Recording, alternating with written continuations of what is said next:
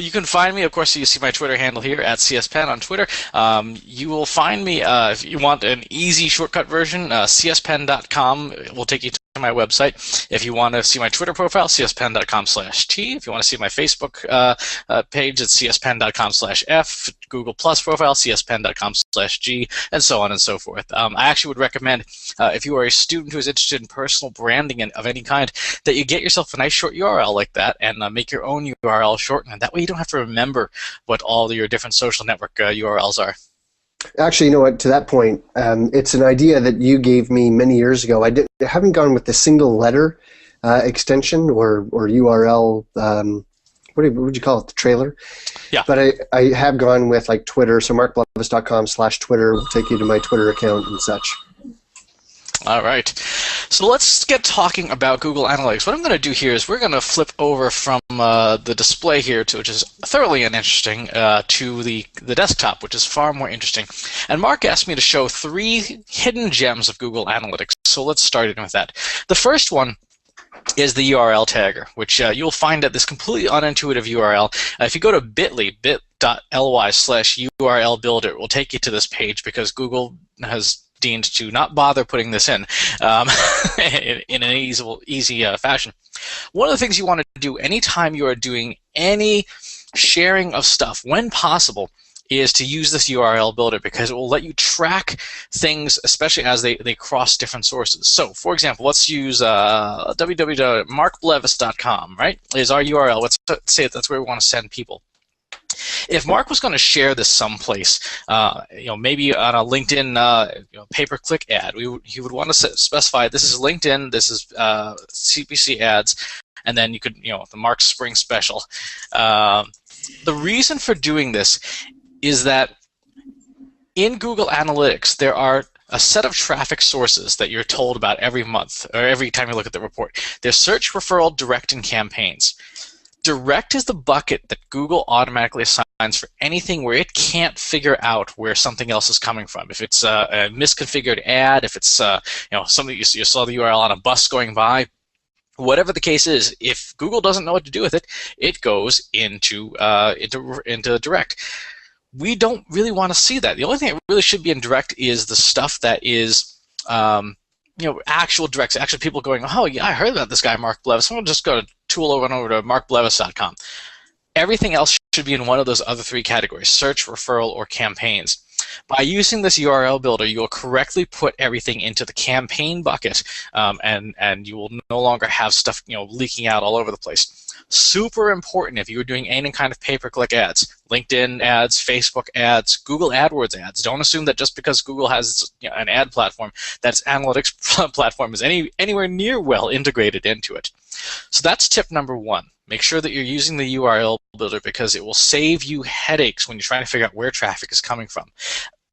One other minor thing on that, you can, if you do it well, you can start to track cross-platform. So let's say you tag your URLs that you're going to share every morning as on Twitter as the source is Twitter.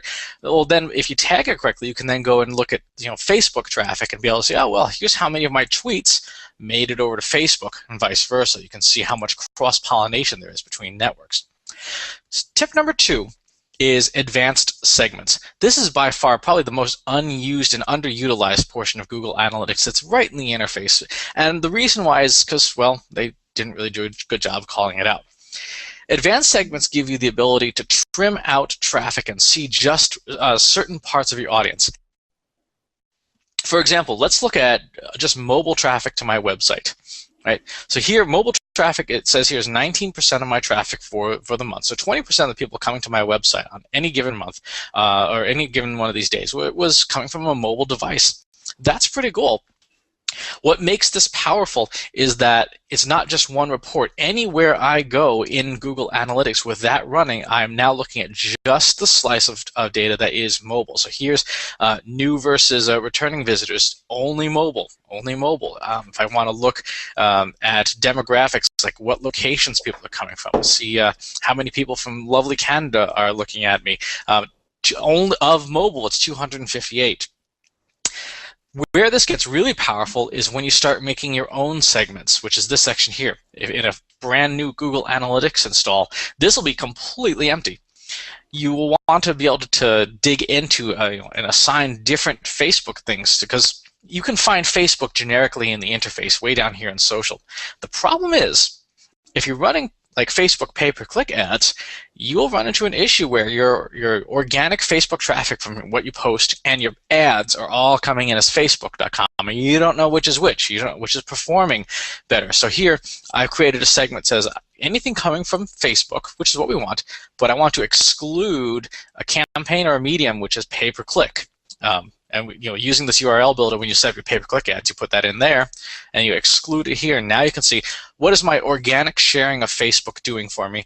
And then you create a separate segment saying, what's my paid Facebook doing for me? That's an incredibly powerful way to be able to slice and dice this stuff up and make sure that you're getting the right reporting, you're getting the right data for the right sources. The third and final tip for Google Analytics that I think, again, is something that's not well understood is this, let's call this multi-channel funnels. I'm going to have to actually flip probably to, let's pick a different website here that actually has a little bit of conversion. We will just switch over here for just a moment. And you can see here, multi-channel funnels give us the ability to see what's driving traffic. Is it search? Is it social? Is it referral? And then what is it converting? Prior to August 24th, 2011, multi-channel funnels didn't exist. So what you had was a situation where people were confused about last touches.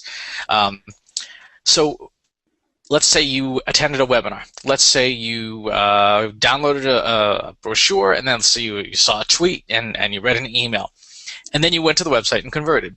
If you didn't have this functionality then prior to that time, you would say, well, clearly email is what made the conversion, so all the other stuff doesn't matter.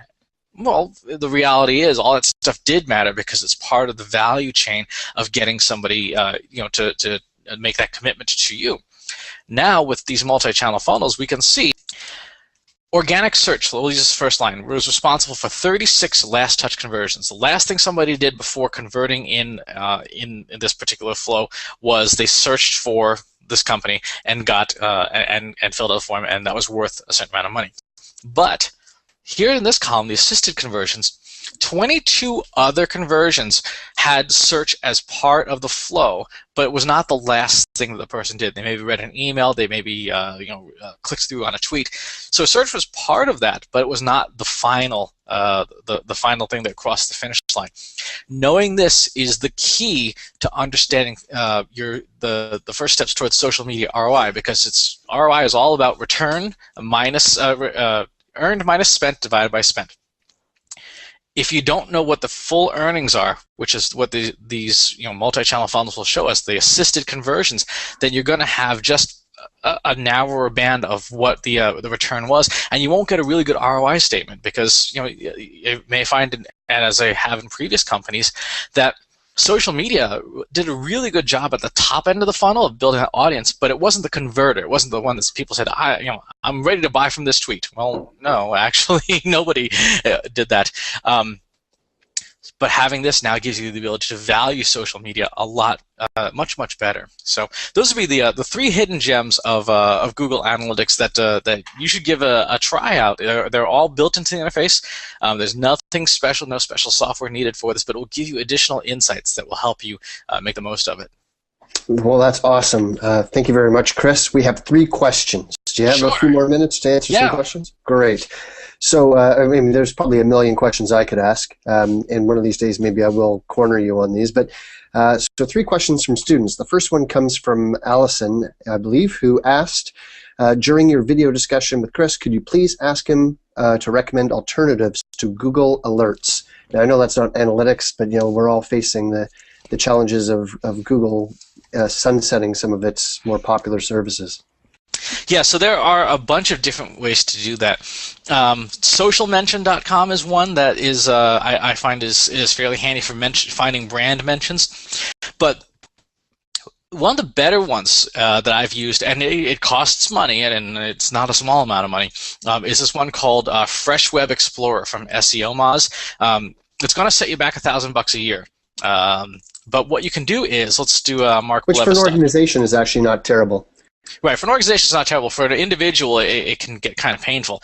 What this does is it lets you find recent links to your website, as by how people have put stuff on the web, and their crawler has found it. So here we see, let's sort by authority. There's 5 posts from you, Mark. So it's picking up your new posts. I'm my best fan. You are your best fan. Here's translucid.ca. Made a link back to your website. It's Bob LeDrew. Yep, we've got you post a lot. So let's use another example here. We'll use your own. Yeah, we'll use my site just to find some quick mentions. So here we have my post. Chris Brogan has linked into me. Marketingandprogress.com has linked into me. Leaders West has linked into me. So it finds these mentions of you by URL, which is a very handy thing to have, because in a lot of cases, brand monitoring software is really good at finding the names, but not everyone's going to mention your name in an article. They may reference, they may link to a blog post you wrote, but they're not going to call you out by name. So I read this great article earlier this week about Canadian politics, and they'll link to markblevis.com, but they won't mention you by name. This will give you the ability to find that. Combining it with socialmention.com is a great way to kind of get both halves of the both sides of the perspective you need. Excellent. Okay, so which brings to mind another question, which I might ask you if we still have time at the end. Next question is, how can you integrate Google Analytics into a Facebook fan page? And I know that you've done this in the past. I don't know if it's still possible. If it's an iframed app, then you just simply slap your analytics tracking code on the iframe, inside the iframe, because the iframe has to be hosted on your website, and that will give you all the analytics you need for that Facebook app. For the page itself, you can't, and Facebook's insights provide some level of useful information about that. So that's the sort of the second answer. But the real answer is, why do you need that? I think the question was because if you had a Facebook ad, or if you had a post of some sort, or somebody posted about you, you want to be able to track right into Google Analytics and even follow the funnel to see how many of them actually followed the pot of gold at the end of the rainbow on your site. So the way to get around that is very simply just set up that advanced segment we were talking about earlier. Let's go into advanced segments. Here's our Facebook segment. Let's go in here, and here's only my Facebook traffic. There was a very popular thing there. I can go into content now because I have that Facebook segment on. What are my most popular pages on Facebook? And I can see what's happening here. And then, of course, I can even go down to the conversion level and say, okay, what traffic from Facebook has converted. So when it comes to actions that actually mean something, Google Analytics can do that for you just by filtering on where the Facebook traffic is coming, where the Facebook traffic does when it gets to your website. All right, last student question, and this actually stems from I was using my own website and Google Analytics account to demonstrate some stuff in class, and one of the things that we found out is there was an anomaly in my Google Analytics. That is, I did a blog post that is completely unrelated to what I usually write. I did a post about creating a personal hotspot using your iPhone, which is getting a ton of traffic. Up here in Canada, I think it's coming up as like the 3rd or 4th search result for a personal hotspot on Google, and for some reason or another, London, England seems to be a great source of traffic. But it's a statistical anomaly. It is one of my most popular posts right now, but because it's unrelated to what I'm actually creating, if I wanted to get a better sense of the data, the stats of people who are coming to my site, and leave that out, how would I exclude that post from an analytics session? Great question. So what you would want to do is create a new custom segment, hit exclude. Let's go flip to screen view here. So I would go into custom segments. I want to exclude. I would want to choose the page, and then I just put the page URL in here and say I do not want to see traffic to this page because it's it's not important. Or if I knew if I had tagged it by a certain campaign tag, I could exclude it by campaign tag. But that's how you do it. You go right in and you choose the segment. In fact, I had an issue this morning with one of my clients who got a massive hit on Reddit, and it's not relevant to what they do. So I said, let's exclude this URL from Reddit because it's an outlier, and now we have a much cleaner view of their information. Excellent. All right, and if I may, with one question of my own. Sure. I've already started the conversation with Shell Holtz and a few others on replacements for Delicious, possibly, or if people are still using it. But the big one right now is Google Reader. I know there's Feedly and I know there's others, but what is going to be the best tool for me? I know that one of the things that I want to be able to do is I still use Delicious, whether Delicious is the best tool or Digo or whatever. But I still like to be able to tag some content that I find through my RSS feeds to Delicious because it's searchable. I mean, there's so many different services that stand up but don't offer search. So I still like being able to social bookmark through services that allow that capability.